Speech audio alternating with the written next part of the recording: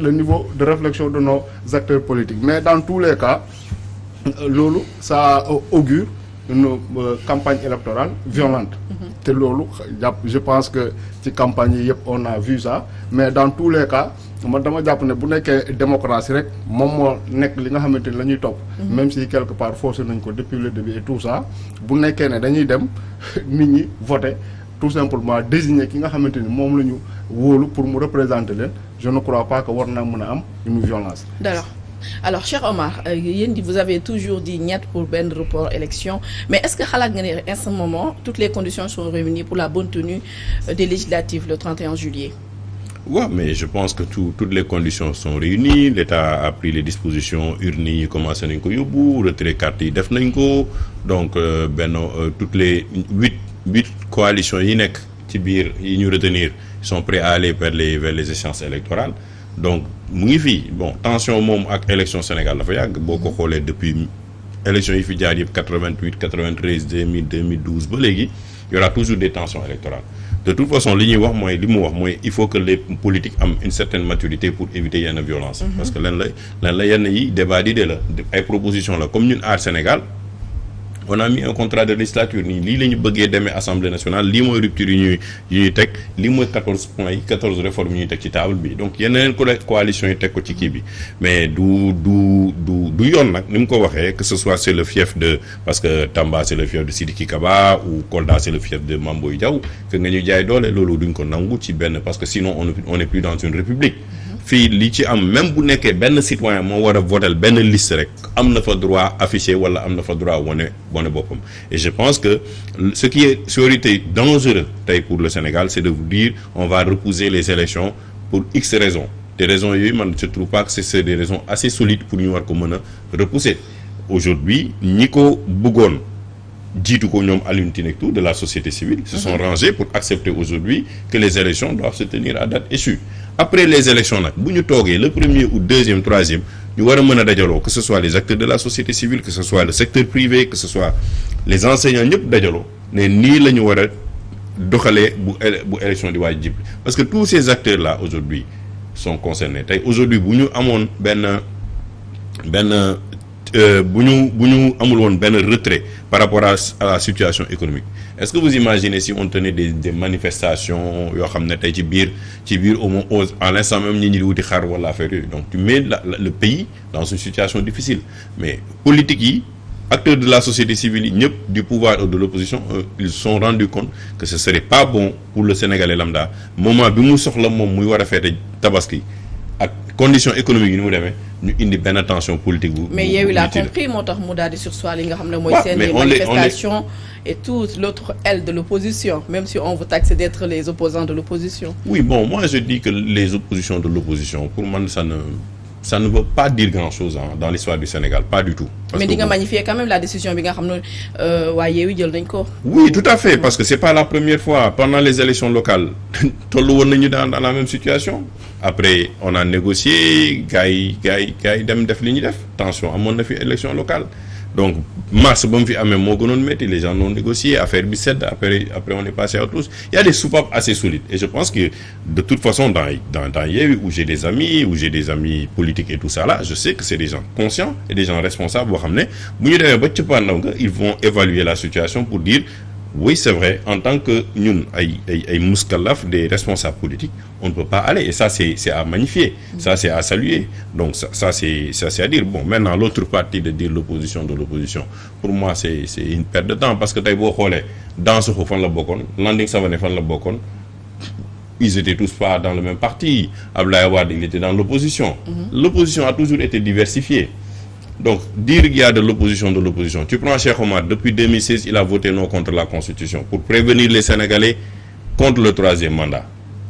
Est-ce que j'ai attendu quelqu'un? Non, j'ai pas attendu quelqu'un. On était devant, ba président de la République di ñëw kër benn kilifa man maa toog à droite kilifa président bi toog à gauche président bi ñëw ak wiyam man ma toog avec le non nee na je suis toujours constant contre le troisième mandat loolu xaaruma ci benn opposant bu ma ko ciy wax. Donc aujourd'hui si tu regardes le parcours de Thierno Bocoum de Thierno Alassane Sall de tout le monde. amu ci kenn koo xam ne mën nga dellu ci ginnaaw mu weddi boppam. Donc aujourd'hui il faut trouver d'autres arguments yoo xam ne moo gën a solide et je pense que fii ñuy Sénégalais di xaaree tey mooy ñu ngi dem Assemblée nationale yan proposition de rupture réelle la ñuy indi loolu foofu la ñuy Sénégalais di xaaree c'est pas une question d'opposition de l'opposition wala kii moo gën a rafet wala kii moo gën a ñaaw mais c'est surtout lan la ñu mën a tegal Sénégalais ci table bi parce que on va vers des échéances en 2024. Macky Sall jeexal na mandat am il ne peut plus se représenter il n'a pas droit à un troisième mandat il faut préparer les échéances de 2024 on entre ñu ngi dugg tamit ci li nga xam ne tournant décisif la pour suñu muy Sénégal mooy exploitation pétrole ak gaz ak yu mel noonu donc il faut ñu war a mën a préparer suñu askan pour ñu mën ko yor loolu foog naa ce sont les débats de l'heure yi nga xam ne tey war nañ ko mën a teg ci table bi. D'accord. Alors pour l'organisation des élections législatives Mame Birame est-ce que y a pas lieu de s'inquiéter sur la neutralité du ministre de l'Intérieur je m'explique récemment lañ ko gis mu daal dem Touba di commencer da enrôler ay yeneen nit di débaucher pour ñu ñëw jàppale ko ci élection législative en tant que membre de l'APR est-ce que loolu du indi benn suspicion sur la tête des acteurs politiques. Non xaddi si la man yaakaaruma ne nit ñi xaar nañu loolu sax pour am des suspicions parce que avant ça rek. mais dañ ko doon jiiñ xam nga bu ñu lay jiiñ xam ni koy waxee sax ñu fekk la ngay seeñoo yellu liir bokkul ak nga passer à l'action. Tout à fait mais dans tous les cas man moom ma conviction mooy que le processus électoral là dañ koo faussé depuis le départ. Depuis le départ maanaam ça veut dire depuis parrainage bi wala. Depuis parrainage bi. On a écarté des responsables politiques yoo xamante ni dama jàpp ne waroon nañu bokk ci élection yi di ñëw suñ jëlee par exemple parce que élection locale ak élection législative sorantewul puisque appliqué wuñu élection parrainage ci élection locale yi je pense que loolu waroon na leen a mën a permettre ñu am baromètre boo xamante ni dinañ ko natt candidat yi nga xamante ni dinañu dem ci élection législative yi ku mel ni Bougane par exemple jiite une coalition bu rassembler plus de 200 000 voix nga bëgg ko ñëw téye ko ci parrainage yu 35 000 signatures xam nga loolu c'est incohérent ku mel ni Serigne Mboup par exemple kooku jàpp nañu ne Sénégal soxla woon na ko à l'Assemblée nationale pour xam-xamam pour jaar-jaaram et pour bien d'autres choses tey jii nii moom tamit gagné na une grande commune ñu empêché ko mu dem aux élections législatives loolu parrainage bi la mais soo seetloo ñi nga xamante ni ñoo seq élection yi wax naa ko fi dinaa ko répété waat Antoine Diome moom nga xamante ne ni moom moo coiffé DGE neutre il n'a jamais été neutre xëy na yaa ngi koy wax léegi lay doog a feeñ mais on a vu rôle bu mu joué à la présidentielle à Khombole notamment donc il n'est absolument pas neutre te moom moo jiite DGE ñàkk neutralité boobu ñoom wane nañ ko ci processus bi passé parce que bu nekkee ne Yewwi Askan Wi def nañu erreur dugal liste boo xamante ni respecté wul parité mais bu ñu ñëwaatee nekk dans les temps parce que bu ñu dépassé délai bi moom loolu amatul wax mais ñu ngi dans les délais wax ne dañuy rectifier seen liste ngeen ne leen noonu doo leen ko fi defee ba pare yéen vous êtes débrouillé pour que seen liste retrouvé wu dans les réseaux sociaux ñoom ñoo def de sorte que liste boobu retrouvé wu dans les réseaux sociaux waaye Yewwi bëgg ko rectifier ñu ne leen doo leen ko rectifier parce que li Cour suprême def wax naa ne atte la boo xamante ne nii c'est comme si nga fekk Eumeu Sène mu yéeg ci kaw Balla Gaye nga yëkkati loxoom ne ko yaa daan loolu wax nga ko mais ñëpp gis nañ ko parce que mu ngi yéeg ci kaw donc loo xamante ni la daf koo décider alors que lu mu tudd c'était une évidence bu ma waxee DGE ba pare ki nga xamante ni moo war a superviser élection yi wax naa ko muy Sénat Doudou Ndir ba mu jëlee retraite am mais kenn xamul ban année la plus de 10 ans donc koo xamante ni plus de 10 ans mu ngi à la retraite kooku bu fi toogee jàpp naa ne ki ko fa téye du def mukk loo xamante ni du ko arrangé ñu dem conseil constitutionnel la même chose déjà ci liste yu ñu xaaj ni wane nañ déjà def nañ fi loo xamante ni kenn mosu ko fay def ba pare créer ñu problème boo xamante ni mën nañ cee wekku mu constituer une jurisprudence boo xamante ni dans le futur dafay créer beaucoup de difficultés parce que législative 2022 yi jàll na mais man rien ne m'empêche législative yële di ñëw may préparer liste mais ma defar ay suppléants rek wala ma defal ay titulaires rek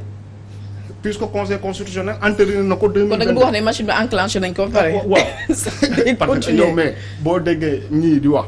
les juristes laa di wax souvent lu ñu lay wax jurisprudence 2014 jurisprudence Malick Gakou parce que bu nekkee jël nañu décision boobu dañ ciy mën a sukkandiku pour nu mu tuddati jël yeneen yu dogal comprendre nga donc ce qui fait que conseil constitutionnel bi nga xamante ne nii au Sénégal dañu jàpp ne bu ñu nee dañu war a entériner loi bii maanaam ñu comme par exemple